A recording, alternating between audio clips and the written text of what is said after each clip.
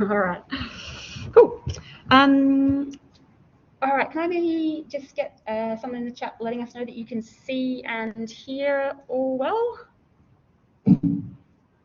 Yeah, awesome. Okay, thank you so much. All right, hello everybody, and welcome to this session for some information about your Bachelor of Science brackets Biomedical Science. I recognize it's a bit of a weird setup. So for those of you who are obviously in the room face to face at the moment, welcome. You can probably tell that what we've also got happening is the ability for students to actually attend virtually as well. So we have some people in the chat. For those of you who are in the chat, hello, sorry, this might be a bit strange. I think you can see my face down the bottom of the screen. But we also have Michael here as a moderator in the room. So I can't necessarily see all your chats popping up at the moment. But if at any time, if any of you have a question, whether you're in the room here or whether you're sitting somewhere else and watching in, please feel free to just stick your hand in the air, type your question into the chat, and we'll make sure that we answer it as we go.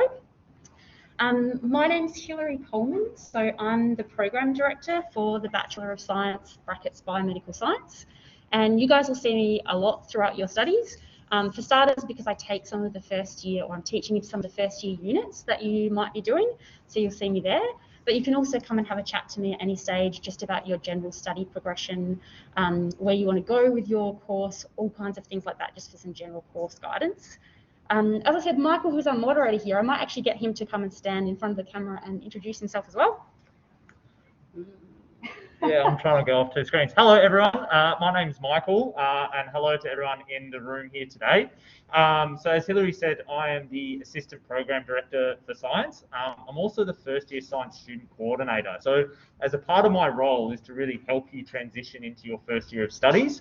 So if you have any questions relating to your first year studies, your units, university life in general, or just after some general academic advice about what you can do and where you can go, please feel free to reach out to me. You'll also see me in a number of the first year units in a teaching capacity as well. So we'll see each other a lot over the next year, which will be really exciting. And Tamsin, I know that you're ducking in and out of a bunch of different things. Did you want to have a chat and say hello now? Or not also? Sure, I don't know if it's come through in the room as well. Yep, we can hear it. Yep. Hi, everybody. Apologies, I can't be there in person as planned. I'm not feeling 100% at the moment, so I thought it's best be at home. But my name is Tamsin Kelly. I'm the Associate Dean of Education for the Faculty of Science and Technology, and I'm really excited that you guys have accepted an offer within the Bachelor of Science, Biomedical Science. We're extremely excited about our new science curriculum. And this is one of those courses that fits in that curriculum. So I will give Hilary and Michael to step you through the details, but I just wanted to give you my personal welcome and hopefully we'll be around when everyone's on campus. Thanks, guys. All right, thanks very much, Tamsin. I've just recognised that we've actually got the wrong set of slides uploaded at the moment. I've been having a couple of issues with my computer. So if you just bear with me for maybe 1 minute, I'm going to make sure that I can upload the correct set. Oh no, yep, that looks good. Michael, did you just put that forward then? I did, sorry. It says environmental science up there, but that's okay. Nope, all good. My name is there. Perfect. All right, I can do it. All right, so welcome, guys. This is not environmental science. This is biomedical science, but welcome, welcome. In terms of this session today, first of all, I'd like to give an acknowledgement to country. So the University of Canberra acknowledges the Ngunnawal people, traditional custodians of the lands where the Bruce campus is situated. And also we'd like to welcome you if any of you are actually sitting on lands that are elsewhere at the moment. Obviously, if you're sitting in your virtual room, you might be somewhere else. Oops, and next one. All right, so we have a welcome video from our Dean, which I'm just going to try and play. She's also socially distancing at the moment, I guess to keep this as COVID safe as possible. Sharing the files like this through this virtual room, if this isn't able to play, I'll make sure we also put this up on the course advice site for you so that you can see this welcome from our Dean, who is Janine Deacon. And yeah, I think we're going to have trouble playing this one. So we'll make sure that we put this up online for you afterwards. But I will make sure I introduce you to her. We've got a slide coming up with her photograph and some information, which also lets you know what the structure of our faculty is like. So who am I? As I said, I'm your program director for biomedical science, but also medical science. And I'm also a lecturer in some of the units. I've done a bunch of different things in order to get to this space. Or this career, I guess. And sometimes I think that helps students to find that out, because essentially I've worked in government, I've got a PhD in research chemistry, I've got a degree in education, and I've been teaching full-time for a number of years now. And I think sometimes when students are here on their first day in O Week and they're getting their course information, and it's really, really exciting because you've got this degree ahead of you and this whole life ahead of you, it is really exciting. But also it can be a little bit daunting because you might feel like you've got to know exactly what you need to do right now. And I promise you that's not the case. I've had this really convoluted path, but I really love what I do.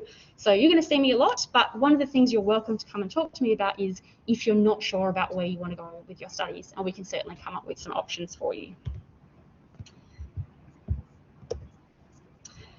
So as I mentioned, this is a team of people that you are going to see throughout your studies. And in terms of this presentation that we're giving, there's a lot of information on these slides, but we really want it to be a first point of call for you to understand how your faculty works, how your school works, and how your study is going to work, and where you can go to get help. So I promise you there's not going to be some quiz at the end of this session that you've got to get full marks on. All of this information will be made available to you after this session, both the slides, but also the recording and any links that are within there that you can find information for. But essentially, this is what our faculty is like. So your course that you're doing is under the Faculty of Science and Technology. And within that Faculty of Science and Technology, we have two schools, one of which is the School of Science. So we can see that we've got our team here. We've got our Executive Dean of Science and Technology of the faculty, that's Janine Deacon. And also you heard from Associate Professor Tamsin Kelly before, who is our Associate Dean of Education. And we also had a Head of the School of Science, Tariq. And you actually probably won't interact with these people in those roles, but you will actually see them teaching into some of the units that you might choose to take throughout your studies. So you will see them around the place. I'm your program director, Hilary here, and you'll see me for some of your units. But we also have a second program director, Adrian Dusting, and you might talk to him at some stage, depending on what units you're interested in taking. But also you guys will be doing some units, for example, physics. Anyone enrolled in physics already for this semester? Yeah, good. So you'll see him in some of the actual core units that you have to do. And obviously we've introduced Michael over here. He's running our professional orientation unit, so you'll also definitely see him there. And as he said, he's our first year science student coordinator, so you'll talk to him in that role. Primarily the best point of contact for any questions you have about your study is this one that you can see on the screen here. And we'll go through basically the levels of help that you can get and where you might want to go for certain types of help. But any question that you have about your actual course, these guys are your first point of call. All right, so where might you get logistical information? Has anybody actually done any study at university before now? Yeah, maybe one or two people, potentially some people in the room have done a bit of study before, but most of you are probably completely new to studying at university. So Student Central, that you can see on the screen right now, they are essentially your one-stop shop for any logistical or administration questions that you have. So they're in Building 1. Has anyone been to Building 1 just over there yet? Maybe to get a student card or talk about a password or something like that. They will help you with anything that you need there. So that might be if you are setting up your student email account and you need help with your password. Self-enrollment help comes through there, or fee paying. They can help you with that kind of thing. They can also help you with your timetabling if you're having trouble with any of that. And a student ID card is a really important thing. You're going to need that straight away, so you can get that from there too. They also have course advice running there. So in our faculty and within our school, we actually have a team whose email was on the last slide, who you can go to ask course-specific things. And we run that session, or we run that program through them. So they're also where you can go to get some academic advice if you need to. So how do I find course information? How many of you have looked on our website already and you've seen what units you need to take for this Bachelor of Science brackets Biomedical Science and where your free units are? Hands up if you've had a look online already. Okay, heaps of people, super organised, very good. Can I have a feel for that in the room, perhaps, Michael? Yeah, I think A few people? in the virtual room. Yep. I haven't heard of anything from there, but I think they're listening along. So. Okay, no worries. Yep, don't need to put you on the spot, guys. But what I would suggest is you should go along and have a look at that information online. We have a link to our digital handbook here. So this will take you to a page that describes exactly what you need to do for your biomedical science course. And I'm a really big believer that you guys are going to be the best advocates and the best, I guess, architects of the study that you would like to plan. And the really beautiful thing about this particular course is it's got some really in-depth units in it to set you on that biomedical pathway. But for those who were in the room at the start, it also has a number of open electives, which you can take from wherever you want. And when students are often asking us for course advice, one of the first things we're going to do is ask you if you've had a look at what the structure of your course will be, because you're going to be best placed with those, gut instincts of, I really love biomedical science, but I might have an interest in some policy writing at some stage. So maybe I can go and take a unit from business, government, or law.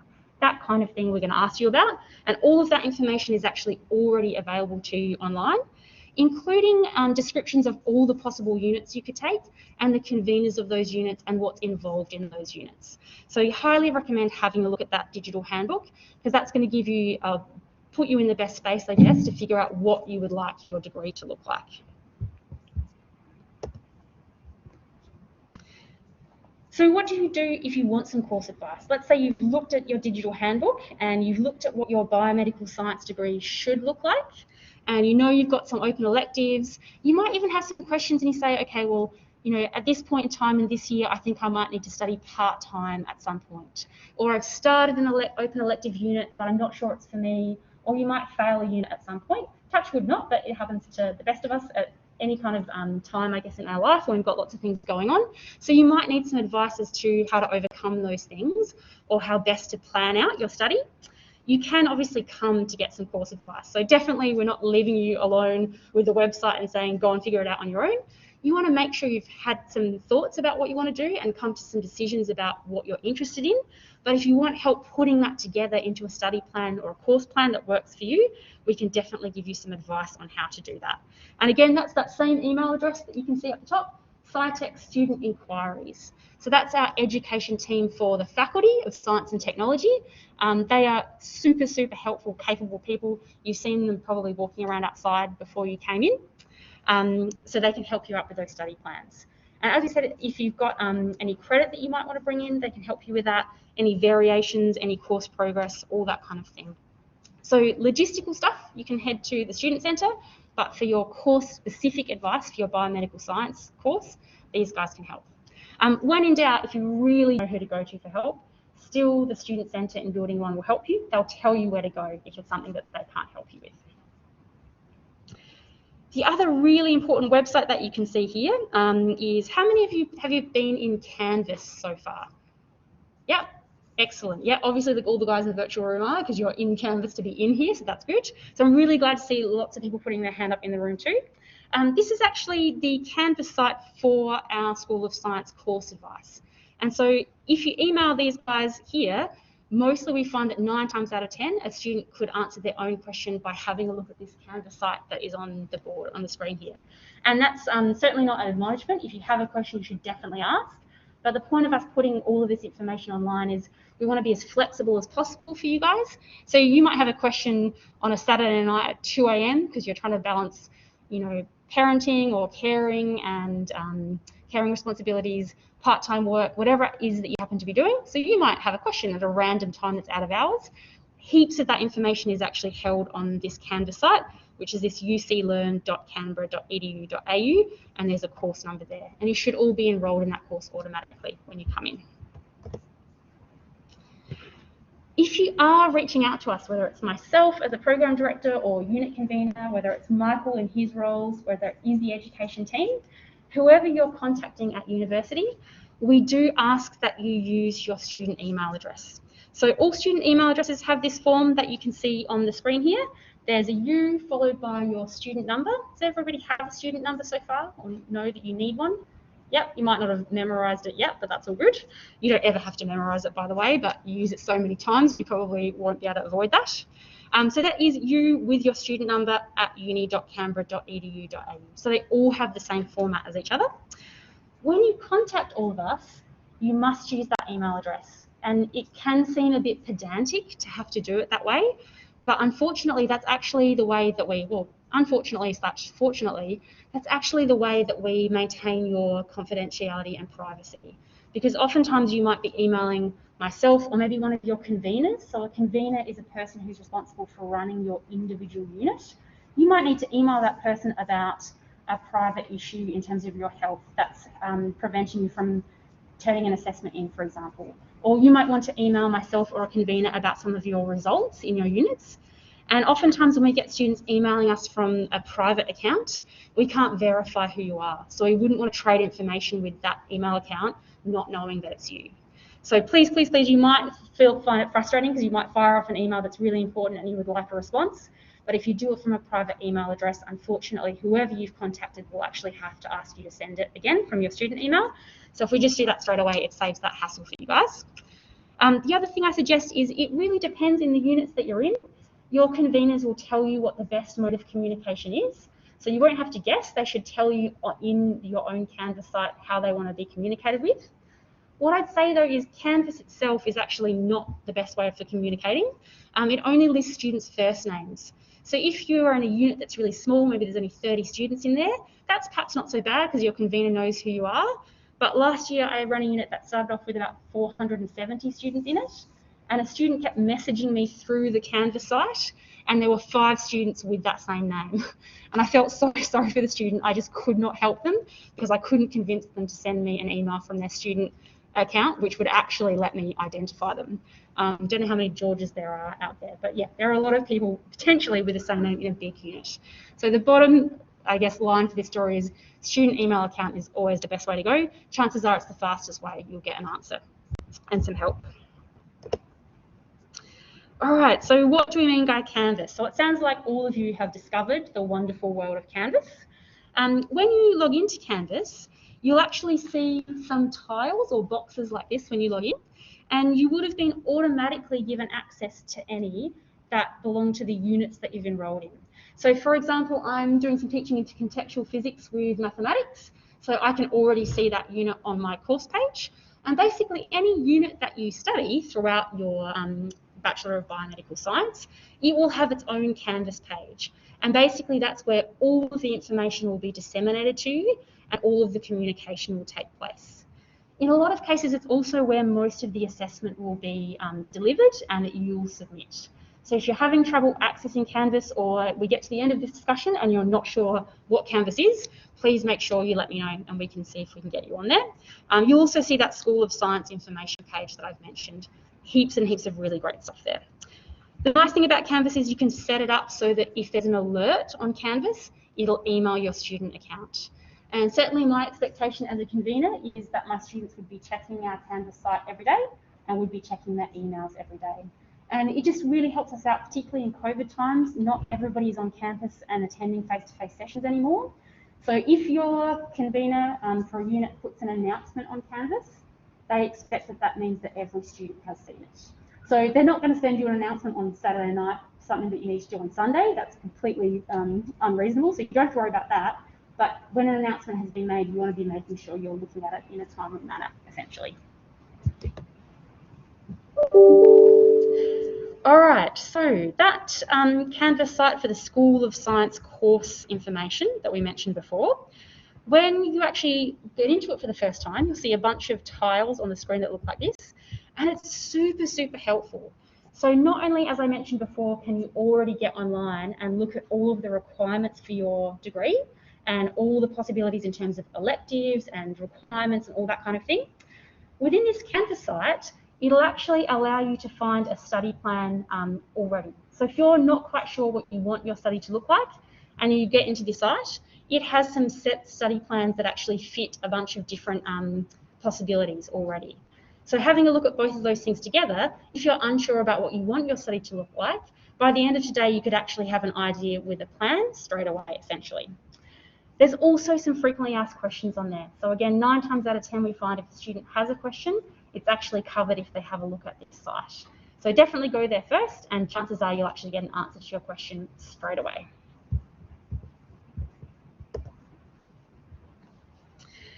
What other help might you get? So we've covered where to go for logistical stuff and administrative stuff when you're new to university, like paying your fees, getting your IT stuff set up, getting a student card, all that kind of thing.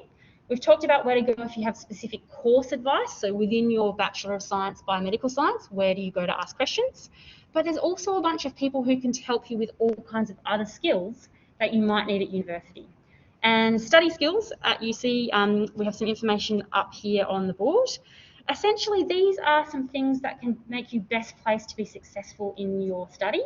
And I think sometimes a lot of students think, if I have to go and access these study skills activities, then it means I'm not doing well. And that's completely not true. So actually, these support services, they are for everybody. And essentially, you're already paying for them through your university fees. So sometimes your conveners might even say, as part of the unit that you're studying, that you should go and access some of these things, which might be help with essay writing, for example. It might be help with English if you've come from a background where you've got English as an additional language or dialect. It might even be things where you find, you procrastinate a lot. Hands up, who does that? I do. I wait to the absolute last possible minute and then I do things. So you might want some just strategies for dealing with how to organise your time and things like that. These study skills are definitely not something that's there if you need extra help. They're kind of like having a coach, essentially. So please, please, please access those if you would like to. And once again, we've got a URL on the board there where you can have a look at everything that's on offer. There's one particular thing which I think most of you will use, which is this middle column here. So with these study skills, generally speaking, lots of them will be useful for you throughout the whole of your course or at some point over the next few years. But the one that you'll see straight away is the peer-assisted learning session. So that's known as PALS. And these guys are students who've completed the same unit that you're enrolled in within the last couple of years and really excelled at it. So they were really successful at that unit, not only because they understood the content, but also probably because they've learned some of those study skills that helped them achieve that result. So they actually drop into most of our first year units. Do we have some PAL support in professional orientation, Michael? We probably don't need it for that. Not for professional orientation, but they will be coming in to deliver a workshop in the unit, so you'll become very familiar with them. Great. Yeah. So you'll see PALs in chemistry when you do chemistry. You see PALs in physics when you do physics. You'll see PALs in biology when you do biology. Those students are a really excellent resource for you. Not only can they help you with the content, but they're actually another person you could just ask questions to. So if you feel like, oh, I don't feel quite confident enough going to my lecturer and asking this question, I would feel a bit daunted doing that. Hopefully you don't feel too daunted. We're all nice enough people, I think. But if you just want to ask a student who's recently done the course some questions, they're there. Usually you can access them throughout your learning activities in those units, but they also run sessions themselves outside of your actually regular timetable times where you can drop in and go and see them. And those timetables are available online through the information here, but usually in your unit's Canvas site, you can also find their timetable. So for me, I'm teaching chemistry this semester. In my chemistry Canvas site, I've said when the PAL sessions are for chemistry so that students can access that help. Really, really helpful. The other one that most of you might be interested in at some stage doing science courses is the Maths and Stats help, MASH. So again, that might seem a little bit daunting that there's this group of roving statisticians who like wander around trying to help you with maths problems. Again, they're there. I just think about them as a coach. If there's something that you're finding challenging with the maths as part of your units, they are well equipped to actually help you out with that. And they have drop-in times that you can head to. Usually it means that pretty well they fit into, at some point in your timetable, you'll be able to access them. The other thing that I've got listed up here is the academic integrity module. So you guys will all have access to that. It's really important. For some of your units, it's actually compulsory that you show that you've completed this module.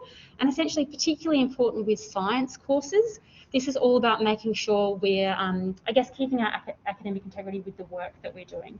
So obviously, as scientists, when we're collecting data, we need to be really clear about what we've learned, how we've collected it, and how we're presenting it.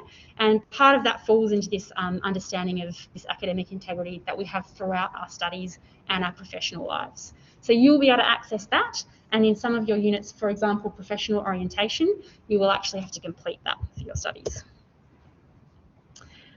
All right, a couple of other services here. So on campus, we have medical and counselling and also student wellbeing. I won't spend too much time on this because we'll make sure we get through this for our lab tour.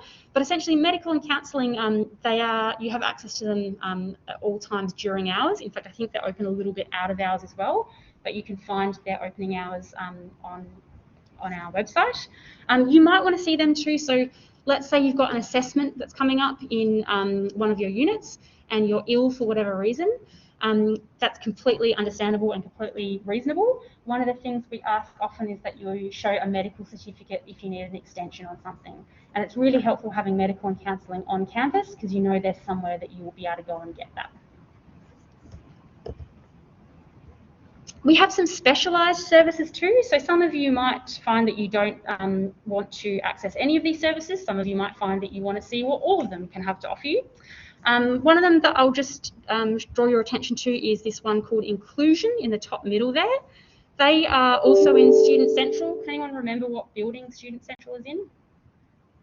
Yes, one, good. Yep, I've said it many, many times, so hopefully, sorry, you're not feeling ear bashed by now, but in building one. That's where Inclusion is located.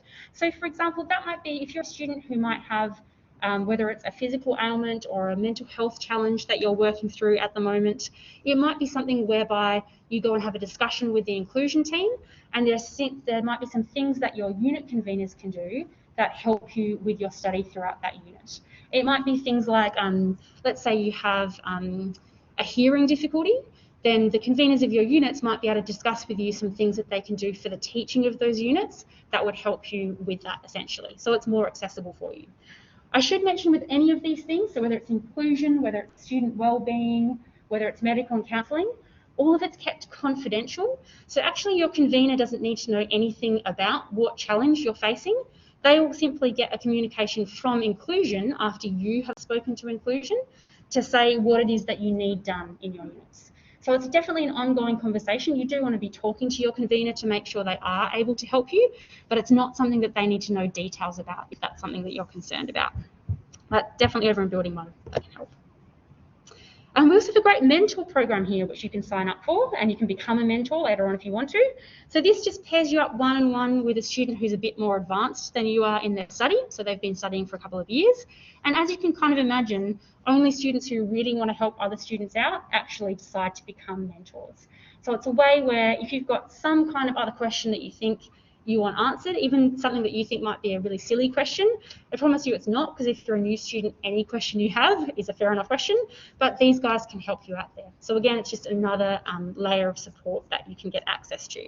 And again, all of these slides will end up online so you can have a look. The Student Resource Centre. So this is a place that you can go, obviously we've got the library that you can access where we've got access to computers and books and that kind of thing. Most of you have been to the library yet? Yeah, Building 8, just across the way there. The Student Resource Centre is a little bit different. It's really a place that you can go, mostly I see a lot of science students in there actually, so that's great. But it's a place where you can go where there are study rooms, there are breakout rooms. It's also got heaps of textbooks in it. So if you're looking for texts related to your units, it's a place that you can go. If you have group work that you need to do, it's a really good place to meet to do that. It's in Building 6, so we can show you that on the tour if you like. Don't be like me. I started with my back to it and couldn't find it, and then spent 40 minutes walking through this rabbit warren of buildings. I felt like I was in Narnia. Then I came out the other end and realised the sign was right next to me on the door. But having done that, I can actually show you where the Student Resource Centre is if you need to. But it is a really great hub again for study, textbooks, a place to meet if you have group work to do. We also have some student societies, so there's actually heaps of student societies. These are just the sciencey ones that you might be interested in because you've a study, but there's heaps of other ones as well. And basically you can sign up to any society that you want whatsoever, but these ones are the ones that you might be most interested in. Particularly we have the UC Biomedical and Medical Science Society. And they actually have a market stall that they'll have outside next week on Tuesday. So you can go by, have a chat to them. It's just run by students who are doing these courses. So you can, again, meet a bunch of people who've done similar study to you. And they have heaps of activities, quiz nights, catch-ups, all that kind of thing. All right, so building your course, how does this actually work? All right, so we have some dates that you might need to be aware of. So semester 1, obviously you're all here, so that's great, good start. Week 1 starts next week. Just to note though, so with these semesters in particular, they are 13 weeks long, but they have a 2-week exam period at the end. And depending on what units you're doing, you might not actually have that many traditional exams anymore, but you are certainly likely to have at least some assessments that spill over into those weeks. So if you're looking at the actual dates and thinking, sweet, I can book a holiday at the end of week 13, please rethink that because you will have some due dates. And needing to travel for something that's like a holiday or something like that, that's not a reason that your convener would accept as for needing an extension. So please make sure you plan around that. Again, all your Canvas sites actually have all of the due dates inbuilt into them, so you don't need to worry about keeping track of them. What is a unit when you're doing a study? Okay. So we talk about units and conveners. A unit is like a specific subject. So you will enroll in biological concepts. In fact, you will have to enroll in biological concepts because it's one of your core units, and something like professional orientation. They're usually a semester long, and they're usually worth what we call 3 credit points. Credit points is a kind of a way for us to assess how much is going on in a unit, how much weight does that unit carry. And they also have a unique identifying code. So if you ask for course advice at any stage, whether it's myself or Michael or our education team, they might actually communicate to you with the numbers rather than the course names. And that means it's really clear to you what unit that you're talking about with them. The other really helpful thing with that is at the moment, how many of you knew that this is a new course that we're running for the first time starting this year? Yeah, okay, a few of you, but not everybody. Yeah, so there actually is an old, I say in commas, biomedical science course, and you guys are in the new biomedical science course. And what that means is we've tailor-made a series of units for you to do under this new course. But you might, when you're like looking out there on the internet, on our Canvas pages, or on our Canva site with that digital handbook, you might come across other subjects or other units that you think look interesting, but they might actually belong to an older version of your course. So again, these unit numbers are really important. In some cases, scientists are not the most imaginative people. In some cases, the unit names are actually really similar or the same, and we want to make sure you guys are taking the correct ones. So those unit numbers are really important. Does anyone know what this image is? SI? Yeah? Very good. Yeah, the SI units that we have on the board, so you'll see these in your science courses. Who knows the correct answer to which one is the best? I think moles is, because I'm a chemist, but I get that might be subjective. That's okay. All right, so we know what units are. They're about individual subjects that you take in your semesters. Well, what do we mean by majors and potentially even minors? So a major is a set of related units in a specific area or discipline. In our case, we're usually talking about 8 units, and because each unit is worth 3 credit points, if you've got 8 of them together, they make up 24 credit points of your study. And they usually have at least 1 level 3 unit in them. And your course itself has already got 2 of these majors built into it. So when you go through your required units, you will end up with 2 majors essentially on your degree certificate, or what we call test armour. Some people study some minors as well, and that might be an option for you, but you do need to have the 2 majors to be able to complete your course. But as I said, you don't need to worry, they're built into your course requirements for you. Most students actually complete without doing a minor, and that's fine. In terms of workload for each of these units, so 1 unit, 3 credit points, you'll see when you actually read the information for your units that works out to a workload of about 150 hours across the semester. And for some of you, that might be a little bit less, depending on how familiar you are with the content. Some of you might find it more, depending on how challenging you find those units are. For me, I used to spend all of my time on my maths units and none of my time on the rest of my units, so it just works out however best suits you. But one thing I'll notice here is, generally speaking, students take 4 units per semester. That's what we've got in our study plan if you're studying full-time. 4 lots of 150 hours actually works out to slightly more than a full-time job across the semester. So if you're thinking that you're going to try and do full-time study, whilst working part-time as well, you might want to have a conversation with us about how manageable and sustainable that might be.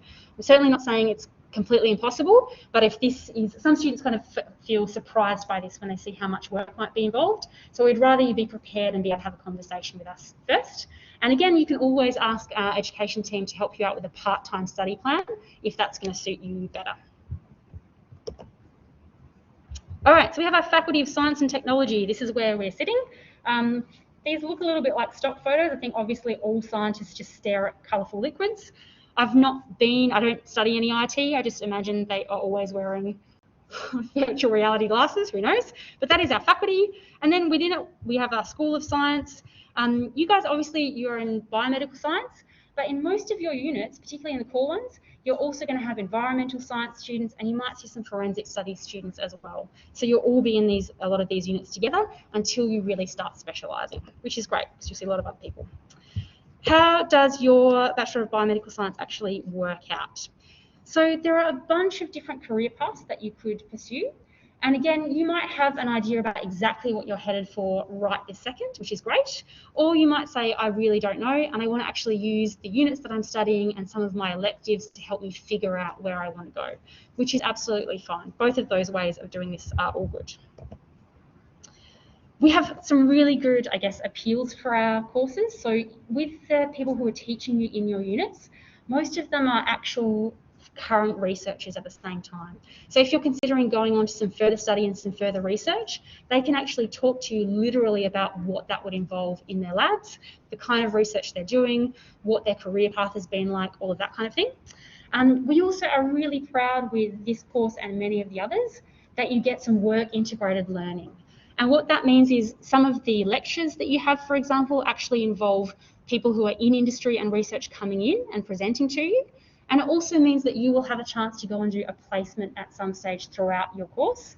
It helps with your preparedness as a graduate because you already will have been in a workplace somewhere, but also it really gives you a good feel for where you might want to go with your study.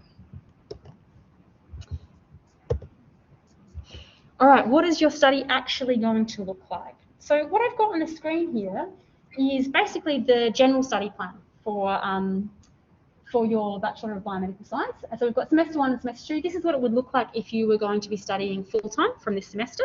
And we have these majors here. So we mentioned 2 majors, the core major and what we have is the specialist major. The core major here has 4 foundation units in it, so things like biological concepts, contextual physics with mathematics, chemical concepts and data analysis and science. That just really sets you guys up, I guess, for the content that you want at the start of your course. And as I said, all those other science students who are in there with you, also the environmental scientists, they're all doing those units with you. As well as some professional units, so professional orientation in science, professional practice 1, 2, and professional evidence. They really set you up for actually being a professional in industry or in research. So those are the kind of units where we're looking at those, focusing on those soft skills or those graduate attributes, which will help you when you get out into the workplace. So those units that you have to do, they're built into your study plan. We also have the specialist major that you can see here, so I've colour-coded that in green. Those are a series of units that you must take in order to say that you have got the Bachelor of Science, Biomedical Science. So those are all picked out for you already. There's a couple where you have some choices. So you'll notice, for example, that we have this one, let's say semester 1, year 2, so 2023, mechanisms of disease. You don't have a choice. That is one that you have to do. But you might also see one, there's one above it that's a restricted choice part A. When you go onto the website, there's a little drop-down menu, and it will tell you that there are a series of units that you can actually choose. So it's not listing just one unit. It might list 3 units, but you've still got to choose one of those 3. I will say you want to think about what choice you make quite carefully, because the units you choose in your first year, they really set you up for what you can and can't do with your open elective units for the rest of your study. So you do want to have a think about that. The last one is you've got 8 units here that are called open electives. So essentially with those ones, you can pick anything you want throughout the university. And someone sent me the other day, I think it was from the Hungry Caterpillar to Hunger Games, writing for young adults. You can take that unit if you think that it sounds interesting over in our education, or I think it actually might be a different faculty, but any faculty you like, so you can take all those. All right, and just finishing off here. So we noticed some course advice. I think the others are almost ready for their tour. As I said, if you've got questions about your course, all of that information is available to you. So have a look on the website first to see if you can see what units are out there that you'd be interested in. If you have a question, you are welcome to email our amazing education team, and they might send you on to myself or our other program director to have a chat to. Can I just check, Caitlin, are the other guys ready outside? Okay, no worries. Yep, all good. Yep, cool. So guys, what we'll do is we'll head over for our tour now. If you have any questions, I'm going to come on it with you for some specific advice, but otherwise, welcome to your Bachelor of Biomedical Science. Thank you.